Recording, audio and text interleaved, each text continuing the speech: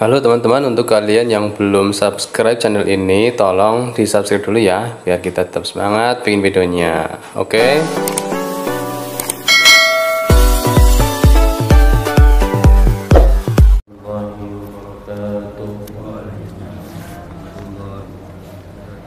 Alhamdulillahirabbil alamin. Wa bihi nasta'in ala umuri dunya waddin. Wassalatu wassalamu ala imamil anbiya wal mursalin sayyidina wa habibina wa syafi'ina wa qurrati a'yunina wa maulana Muhammadin sallallahu alaihi wasallam wa ala alihi wa sahbihi ajma'in. Qala rabbi shrah li sadri wa yassir li amri wahlul 'uqdatam min lisani yafqahu qawli. Amma ba'd. Sayyidatul kiramah,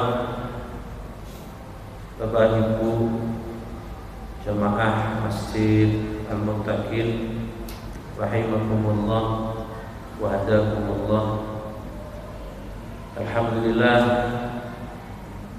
tsumma alhamdulillah, malam ini kita masih ditakdirkan oleh Allah Subhanahu wa taala untuk bisa duduk bersama, mujalasah, muwajahah, belajar bersama. Mudah-mudahan duduk kita, hadir kita mendapatkan ridho dari Allah Subhanahu wa taala, mendapatkan rahmat dari Allah Subhanahu wa taala. Kita semua mendapatkan ilmu yang barakah manfaat. Amin Allahumma amin. Salawat salam senantiasa kita haturkan kepada junjungan kita Nabi Muhammad sallallahu alaihi wasallam, yang mudah-mudahan kita semua dilakui sebagai umat beliau baginda Nabi.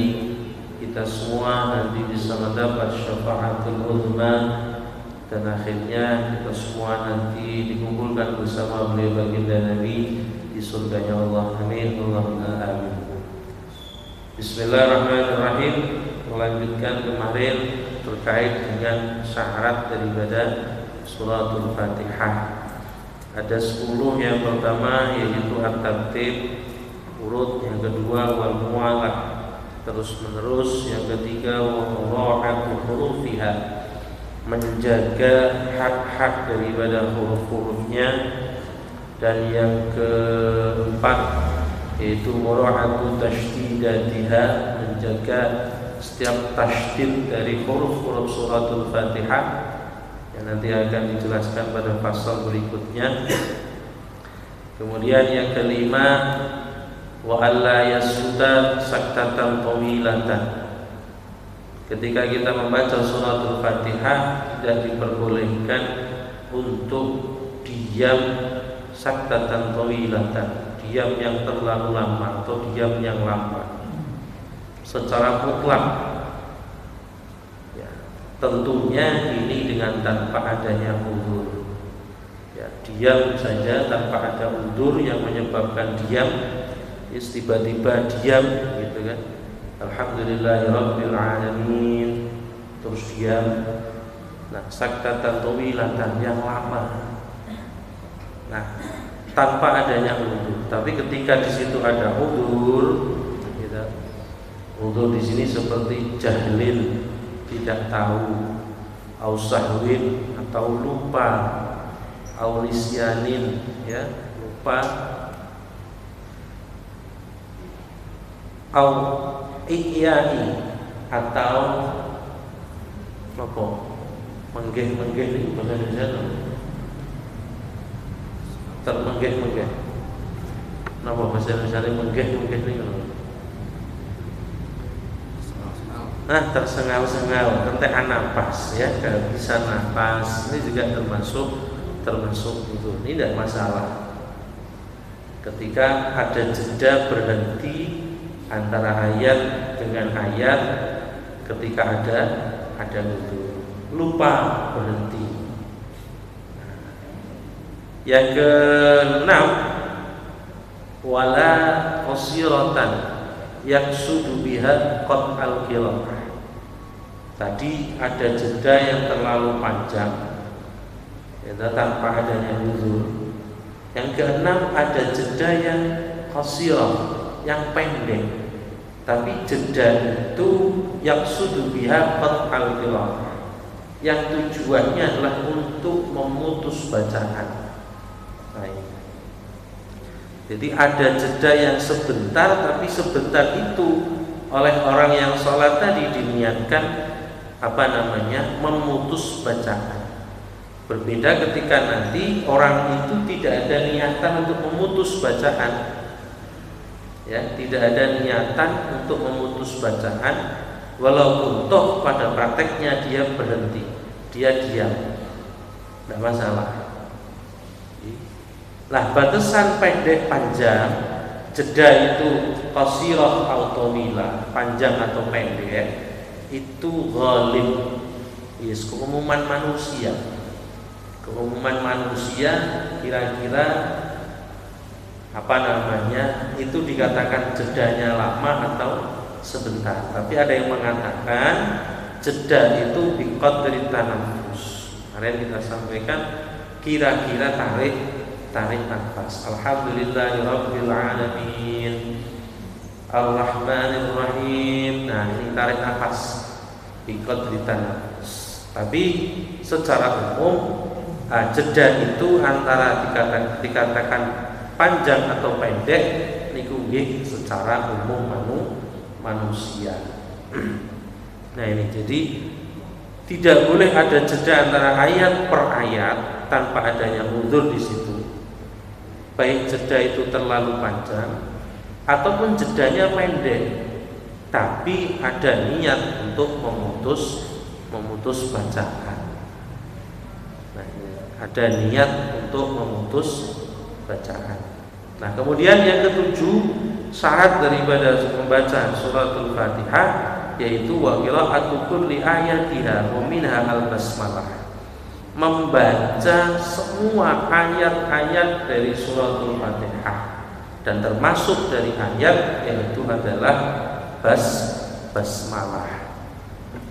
Karena beliau baginda Nabi melalui riwayat Ibnu Uzaimah dan Imam Hakim, bahwa basmalah ini termasuk daripada ayat dari suratul Fatihah.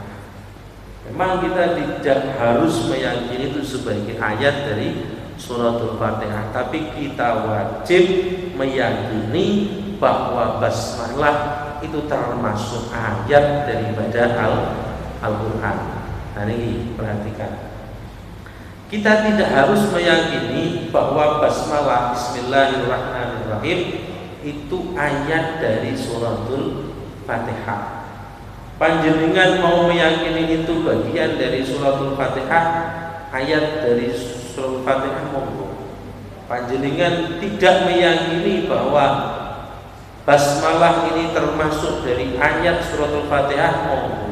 Tapi kita wajib meyakini bahwa basmalah itu adalah salah satu ayat daripada ayat-ayat Al-Quran. Nah, kalau yang pertama tadi masalah basmalah itu termasuk ayat dari Al-Fatihah atau tidak, dengan yang tidak meyakini tidak sampai batas kufur. Tapi kalau kita tidak meyakini bahwa basmalah itu bagian daripada ayat-ayat Al-Quran, nah ini bisa menyebabkan kekufuran. Nah, jadi tidak harus meyakini itu termasuk Fatihah atau tidak, tidak harus. Monggo yang yakin beranggapan termasuk Fatihah, ya monggo, tidak masalah. Tapi kita wajib dan harus yakin basmalah itu adalah salah satu ayat dari ayat-ayat Al-Quran. Nah, semuanya kita harus baca. Nah,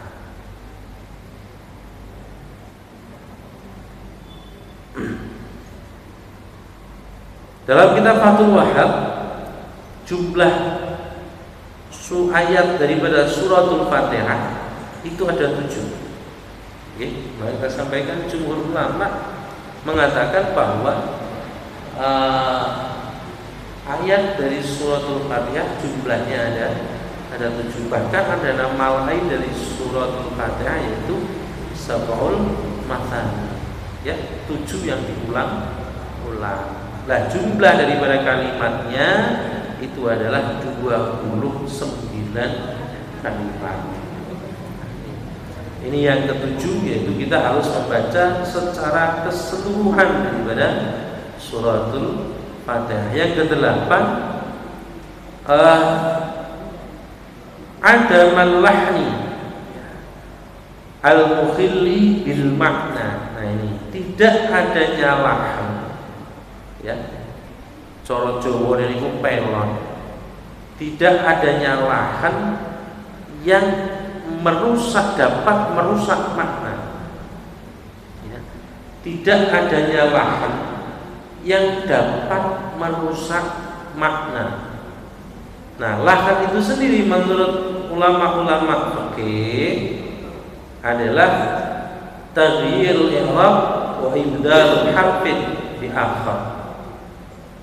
Kalau menurut ulama-ulama ahli fikih yaitu merubah i'rab, ya, merubah susunan kalimat atau tarkib daripada kalimat, wa ibdalul harfin bi akhar, dan mengganti satu huruf dengan huruf yang lain. Itu kalau menurut ulama ahli fikih, ya. Jadi merubah runtutan kalimat atau mengganti huruf satu dengan huruf yang lain. Itu menurut ulama ahli fikih. Nah, menurut ulama ahli bahasa atau indan nahwiyin, menurut ulama-ulama ahli nahwu, ahli tata bahasa, lahan itu adalah taghyirul i'rab wal khata' fi.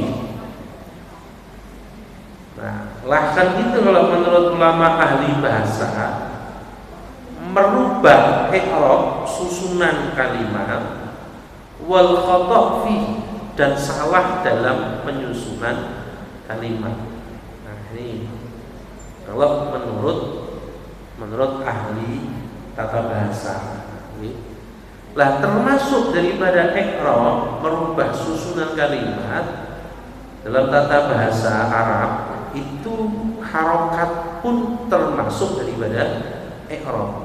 Jadi tidak hanya susunan kalimatnya huruf per huruf, tapi harokat pun itu termasuk daripada i'rab. Maka simpelnya, mudahnya, lahan menurut ulama ahli bahasa Arab yaitu merubah harokat atau merubah bentuk kalimat, ya, dan juga salah dalam peng'iraban atau salah dalam perubahan penentuan harokat atau penentuan bentuk kalimat.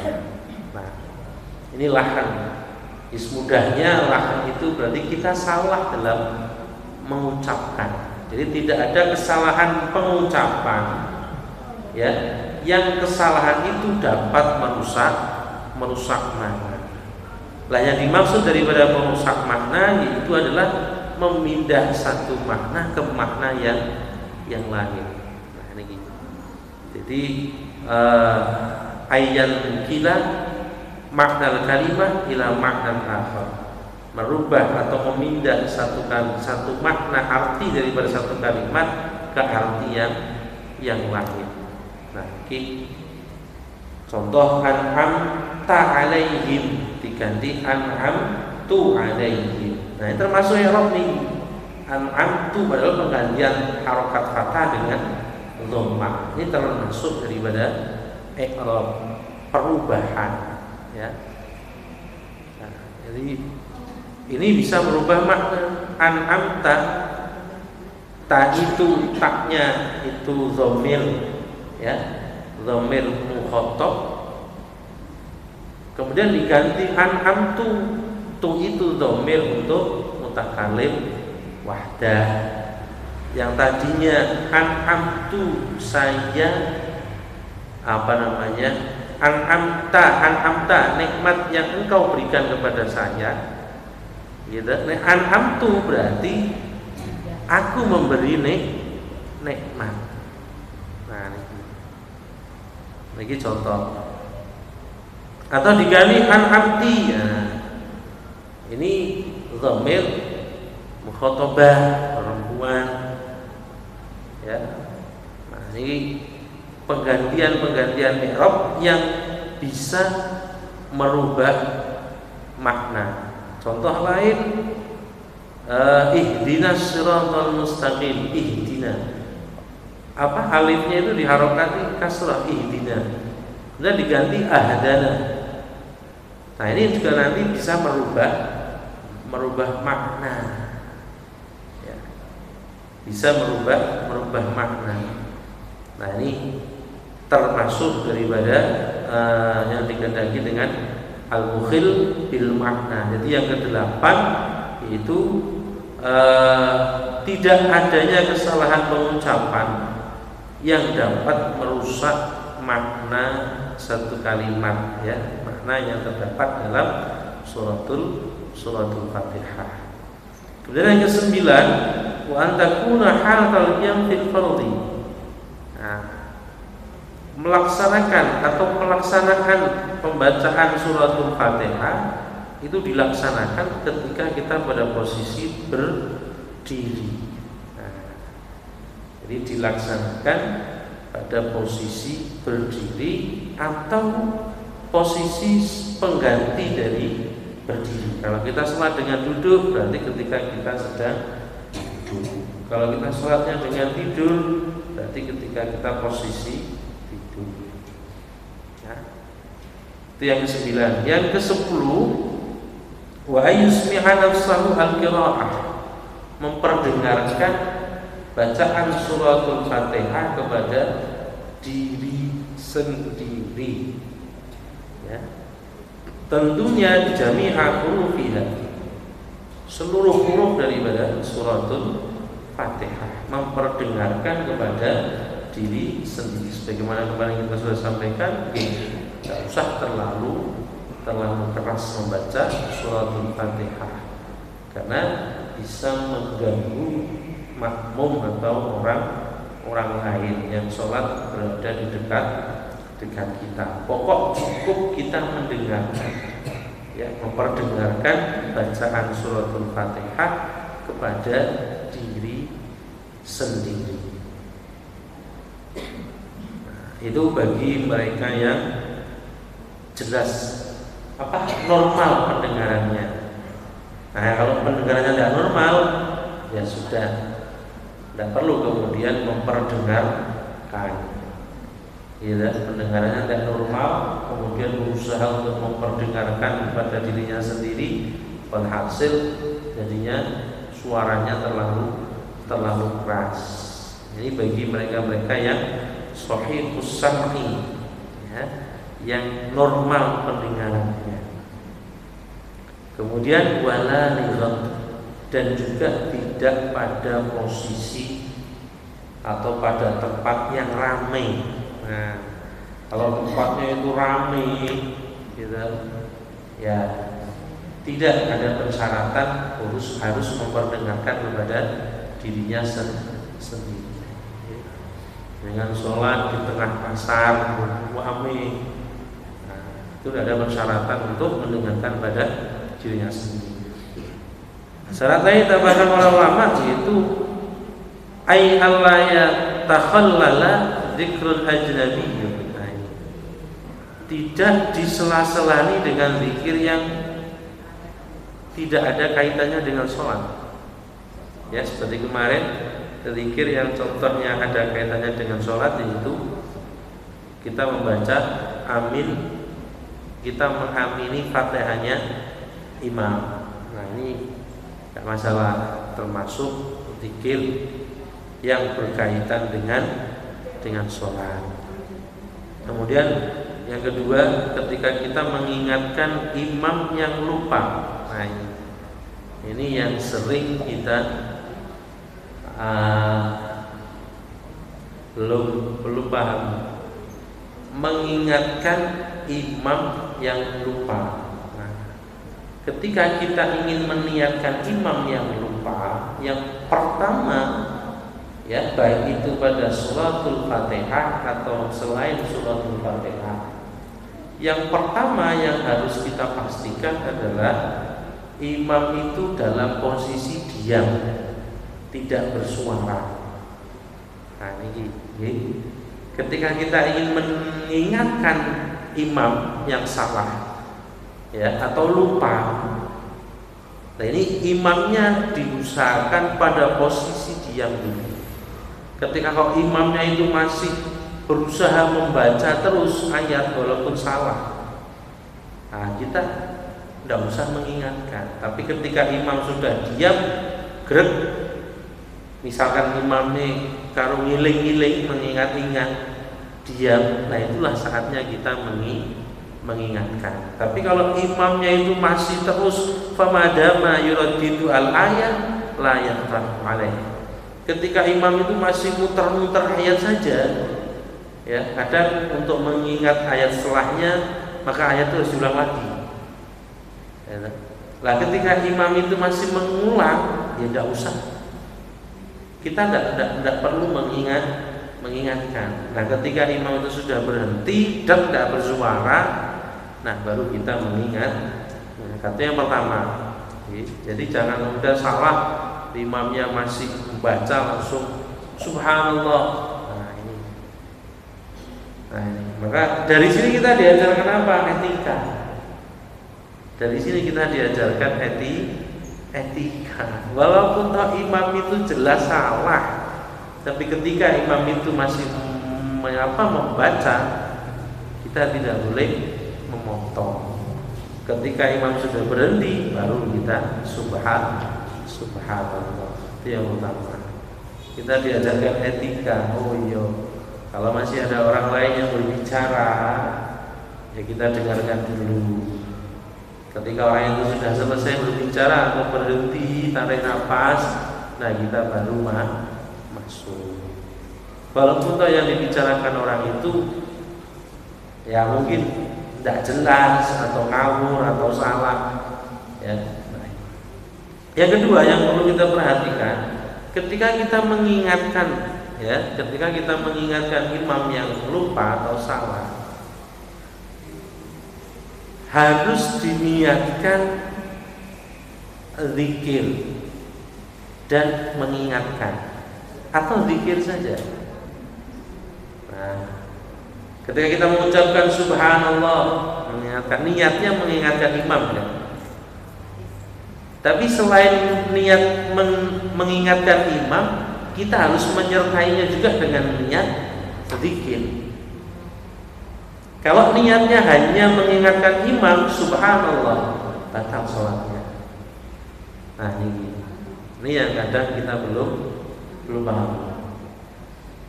Kalau mau mengingatkan silahkan, tapi niatnya tidak boleh mengingatkan saja, harus dibarengi dengan niat zikir. Atau niatnya zikir saja, subhanallah, niat zikir saja, ya. Tapi kalau niatnya hanya mengingatkan, nah itu bisa batal sholat kita. Nah ini hati-hati, okay? Kadang secara respon, ya, tahu imamnya salah bacaannya atau lupa bacaannya, kita langsung respon subhanallah. Nah kalau niatnya hanya mengingatkan saja, ya malah justru sholat kita yang batal. Jadi harus diniatkan dari zikir. Saya masih teringat betul, Allah yarham Baqi Ilyas Jaza. Beliau itu salah satu ulama yang sangat tegasnya luar biasa. Ya, tidak keras, tidak, tapi tegasnya luar biasa. Satu ketika jamaah Isya, nah beliau ini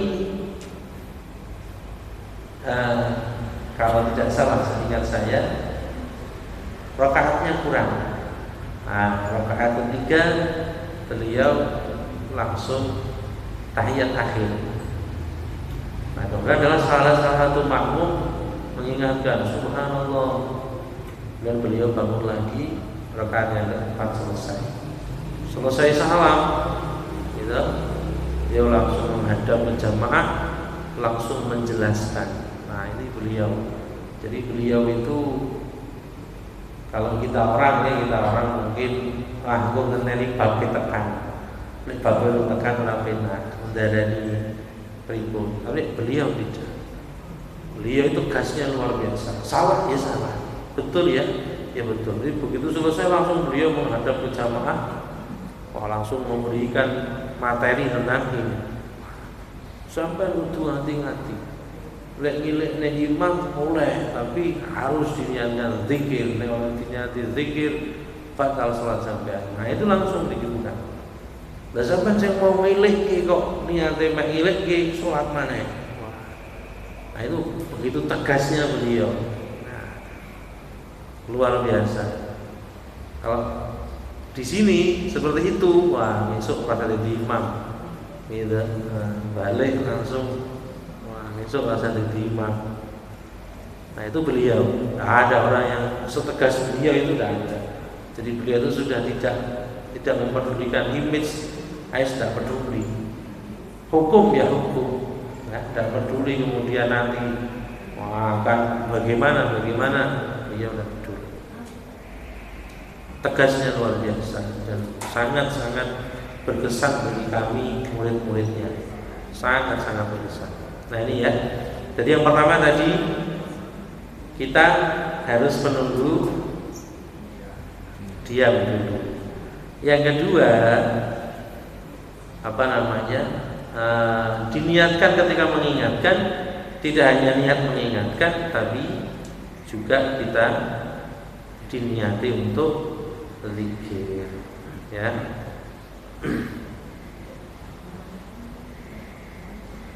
Nah, kemudian ketika seperti itu, ya, ketika kita posisi sedang misal membaca suratul Fatihah, terus di tengah-tengah Fatihah kita mengingatkan imam, ya ini memang secara memutus daripada runtutan sholat, runtutan suratul Fatihah, tapi itu tidak sampai kemudian membatalkan sholat, ya, tidak sampai kemudian merusak Fatihah kita. Nah, disyaratkan juga yaitu suratul Fatihah itu bil Arabiyyah, dengan menggunakan bahasa Arab. Tidak boleh diterjemahkan.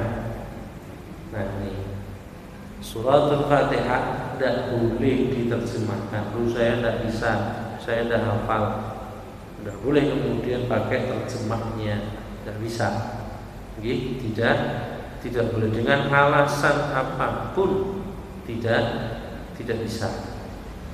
Nah kecuali kalau kita menggantinya dengan zikir, misalkan kita tidak hafal Fatihah, nah, kemudian diganti dengan zikir, ya, diganti dengan zikir. Nah barulah zikir itu boleh kita terjemahkan. Kalau diganti dengan zikir, zikirnya itu diperbolehkan untuk kita terjemahkan.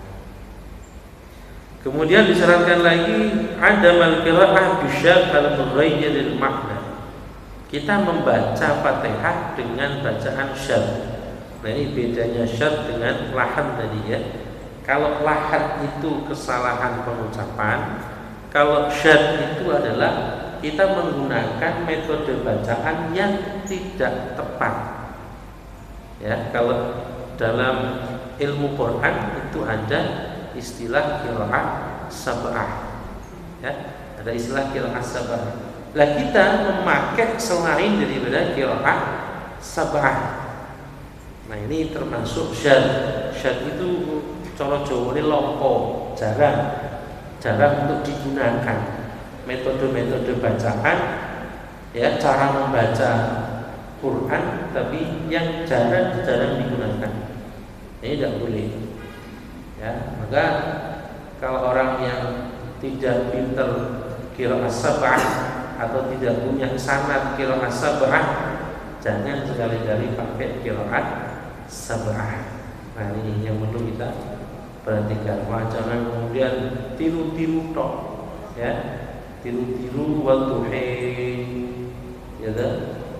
Tidak boleh kalau kita tidak punya sanad qiraat sab'ah, itu tidak boleh. Nah, sanad qiraat sab'ah itu kalau di Indonesia itu yang paling paling pokoknya itu beliau Allah yarham Banji Alwani Kudus. Nah itu sanad qiraat sab'ah itu beliau yang paling paling tinggi di Indonesia. Maka qiraat sab'ah seluruhnya di Indonesia sanadnya mesti sampai ke Banji Alwani Kudus. Di Indonesia, ya, ulama-ulama Indonesia yang punya qiraat sab'ah sanadnya itu mesti sampai kepada Banji Alwani Kudus. Nah, Alwani Kudus turun ke Banji Munawir Kerapian Jogja, gitu. Turun lagi ke Mbah Muntoha Al-Hafid Wonosobo. Nah di Pekalongan yang semasa dengan Mbah Yai Muntoha itu Mbah Yai Syafi'i Abdul Majid. Nah beliau juga termasuk murid dari Banji Alwani Kudus. Sanadnya jadi Banji Muntoha, kemudian ke Banji Munawir, Banji Alwani. Jadi pokok mudahnya gitu. Kalau kita mau mencari sanad Quran, ya kalau tidak di Indonesia, kalau tidak kembali ke Banji Alwani Kudus, itu perlu dipertanyakan. Ada orang aku punya sanad Quran, misalkan dia hafal Quran, saya punya sanadnya, kok tidak sampai ke Mbah Alwani Kudus atau tidak ada nama Mbah Alwani Kudus dalam sanad itu. Nah ini patut untuk kita pertanyakan, karena di Indonesia semuanya hampir mayoritas ulama-ulama ahli Quran itu sanadnya ke Mbah Alwani Kudus. Bahkan salah satu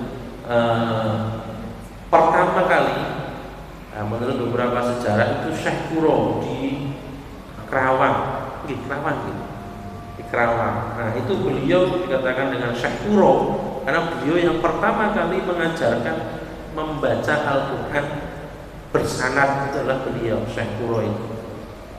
Syekh Kuro kan jadi Syekh Kuro, ya Kuro itu membaca, itu menurut sejarah.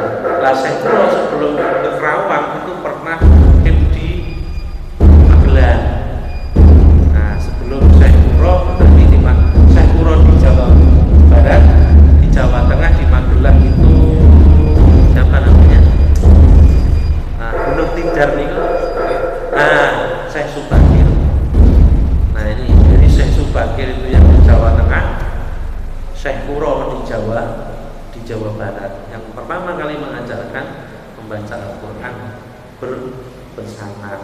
Nah ini, cuman saya kurang begitu paham setelah itu bagaimana kemudian yang saya pernah baca sejarah itu tadi Mbah Alwani Kudus.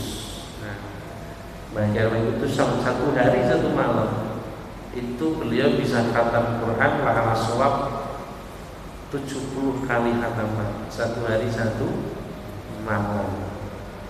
Wah ini sudah luar biasa. Kita orang nggak bisa niru, tapi jelas dibacanya, orang terus enggak, tapi cetok jelas. Nah, maka di Menara Kudus, di makom Menara Kudus itu di situ ada salah satu makam aulia. Jenengan ada kagungan putra putri sing rodok bandel, ziarah mereka dan bagi yang berusaha bagi Rifaqi. Namanya bagi Rifaqi. Di Menara Kudus itu ada dua makam di situ. Jadi jalan masuk kita ke makamnya Sunan Kudus itu ya. Di situ kalau bagi Rifaqi di kanan jalan. Itu kalau punya putra putri yang rodok-rodok bandel, jangan ziarah ke sana disebut nama putra putrinya. Nah, insya Allah mari. Atau kalau jenengan yang putra putrinya sulit dapat jodoh itu ada saya lupa namanya siapa, tapi posisinya di kiri jalan. Di kiri jalan. Kalau kita masuk lewat jalan itu ya, ke makam jalan itu, kalau Bahiri Pati di kanan jalan, kalau yang itu saya lupa siapa namanya, itu di kiri jalan. Itu kalau panjenengan nggih golek jodoh nggih anak ora itu ziarah mriko disebut putrane jenengan. Putrine jenengan disebut. Nah, insyaallah langsung untuk jodoh. Jenengan pengin nuru meneh nggih monggo mriko malih mboten menapa. Jenengan sebut namanya dhewe nek wani ya nggih nek wani. Nek kula mboten wani. Mboten wani kok. Nggih. Sekali bismillahirrahmanirrahim. Ya Rabbana ta'ala